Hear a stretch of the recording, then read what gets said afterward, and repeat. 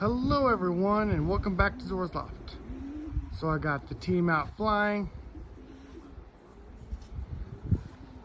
For the most part, still got a couple roof dwellers. But I found out the date. Here, I'm gonna stop with that. Here's little man watching the birds too.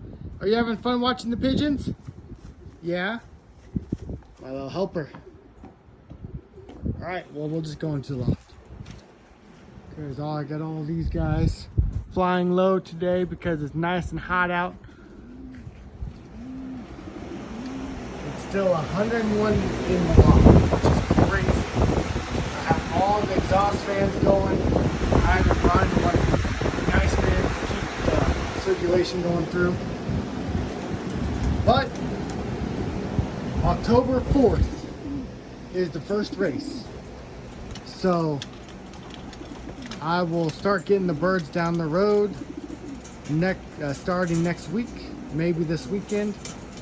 Just start getting them used to the basket, releasing them from the yard at first.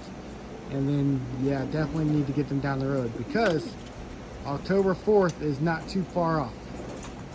All right, everyone. Well, wish me luck this season.